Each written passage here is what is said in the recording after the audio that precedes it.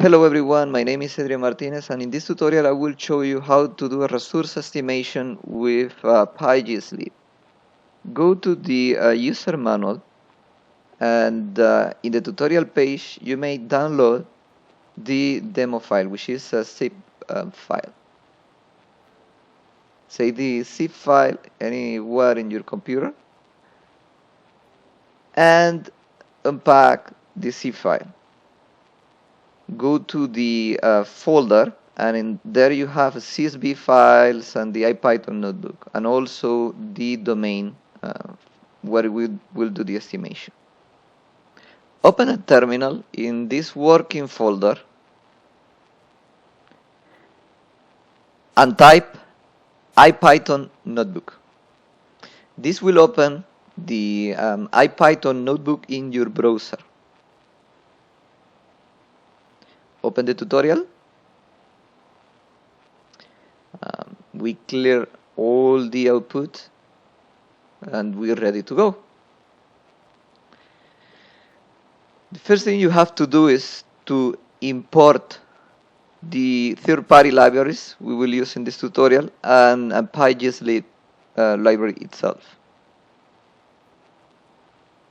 Now we need to load the Drillhole tables in pandas data frames. The Drillhole tables are color,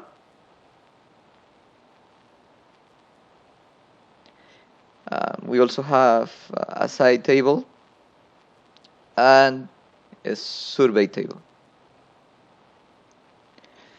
So we import the Drillhole tables, and now we get access to some of the properties.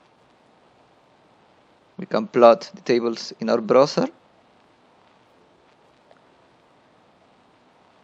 and we can also drop some columns, and in this case we are assigning zeros to non-assigned interval. Now we create a Drillhole object, as you can see here. The Drillhole object consists of a color and survey table, and in a second command you add as many interval tables you want. This can be this can be a side table or lithology table, RQD table, or any other interval table.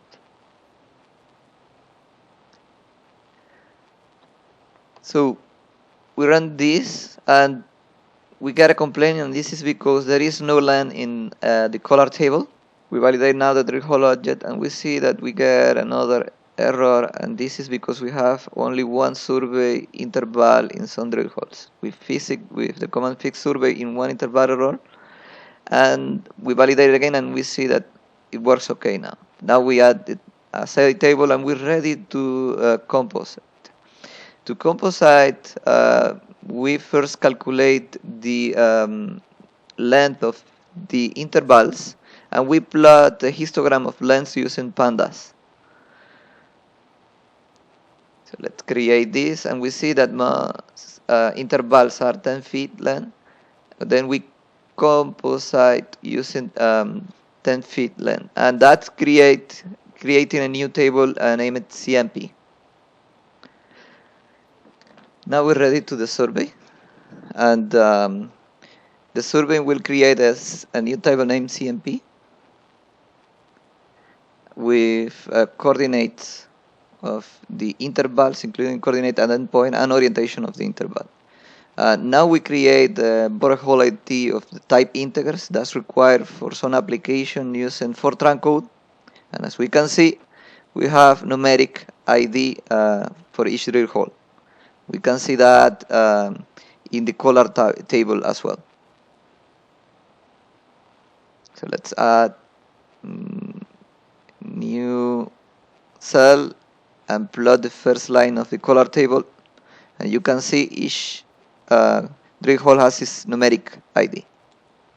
To see the result of everything we did till now, we export our Drillhole to a file with BTK format, and we can plot it with ParaView. Just drag this new created file on top of ParaView, apply OK, and we see the drill hole traces. Now we can add the filter to see pipes instead of line. We apply it. Looks much better now, and we will color by a copper gray. So let's edit a bit the color scale, put 1 decimal place, and OK, and then the intervals from 0 to 1, and we see now that we have very well defined a mineralized zone. We can select one of the intervals, and we can see the values of these selected intervals by filtering out the non-selected rows. So this is a very handy viewer. All interval tables in a Drillhole object are stored in Python dictionary. Let's show this. Okay, each key has a table name and table data. So the table data is stored in pandas data frame, as we can see now. Okay, so we can use the command to CSV to export the data to CSV format. And as you can see, now we're ready to go and code the samples per domain. So we have a domain wireframe, name it domain STL.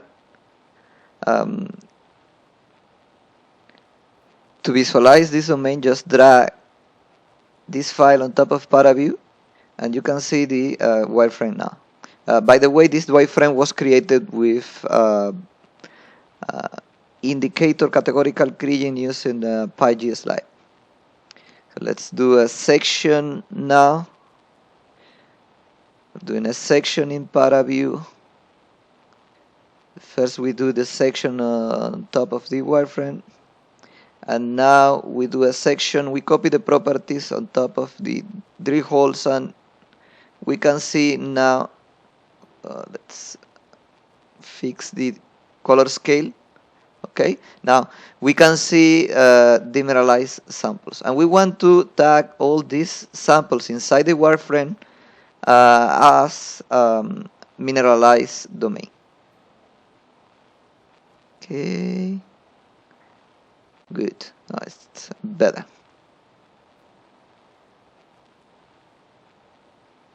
Now we will use BTK, the BTK class, to select all the sample interval inside the wireframe, and we will assign those samples as domain. We run the tag, and we see that everything was tagged in a new domain. We export everything again to BTK and CSV format, and we're ready to go back to ParaView, load the file again, and we will repeat the entire process. So we basically have to create a tube filter,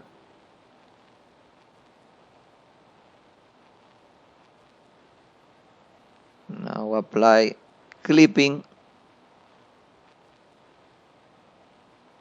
By the way, you can tag samples with open and closed surface. Okay, let's change the colors now. Assign the color per domain.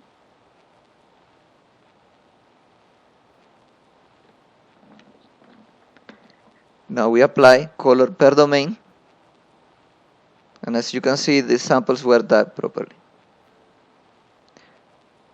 We're ready now to create a block model and populate this domain with blocks. So the first thing we do is just define the block model parameters, and we create a block model object. And we fill a wireframe with blocks. This creates an field, but we rename it to D1. To create a partial model, we remove all the blocks with 0% inside the wireframe. Now we can export the model to a BTK unit structure grid and load it into ParaView, as you can see in this example. So I am doing some clipping, and what we can see here is the percentage of the block inside the wireframe that was calculated by fill with a wireframe with blocks function, and apparently works very nice, but only if the wireframe is closed. If the wireframe is not closed, you may get unexpected results. Okay.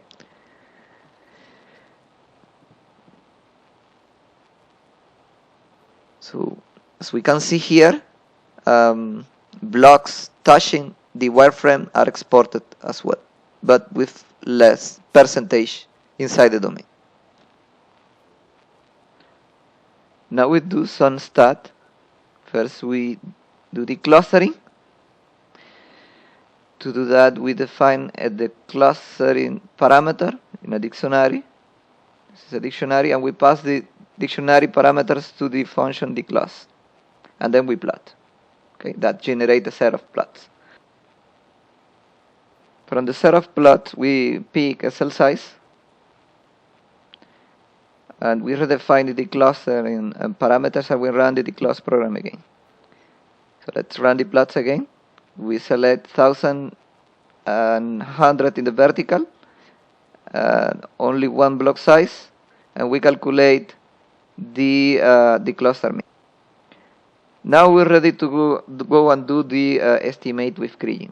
To do estimate with kriging, we define this large dictionary. We set the input only one block using HIK parameters. Let's see this block with this block ID number, and we see the block here. Okay, we will do the estimate only in this block. Let's remove all the other files and put the drill holes around that block.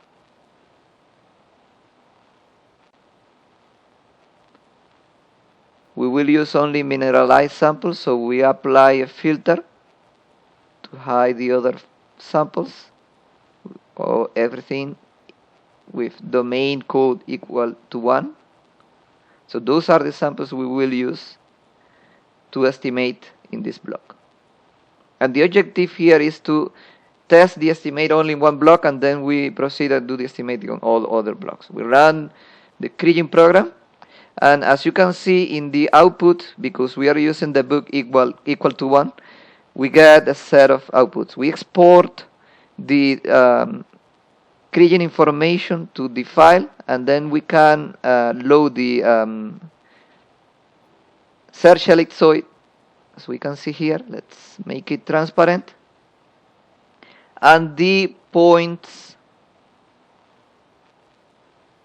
we also have the points selected in the estimation. As you can see, this is a CSV file, but we can convert it to point with the filter table to point, color it, then with kriging weights, and those tiny points we can convert it to point Gaussian. This will create tiny spheres with radius 6. And now we review the weights and samples used in this estimation, and let's improve color scale. So we review the weights, the weight distribution and sample selected, and we decide if keep going or not with these estimation parameters. And once we're happy with these estimation parameters, then we can run the estimation in all the blocks in our block model. So let's assume we're happy. So we go back and do the estimation, all estimation parameters. Let's redefine the debug equal to 0 and input coordinates. Before we had only one using the filter, now are all the coordinates, and the estimate will be run in next cell. We're running the estimate. It takes a long time. You can see the progress in the command window. And after it finishes, we export then the entire block model again, and we're ready to go and do a visual validation of the estimate itself. So let's play a trick. We reload the model in place. Now we can assign color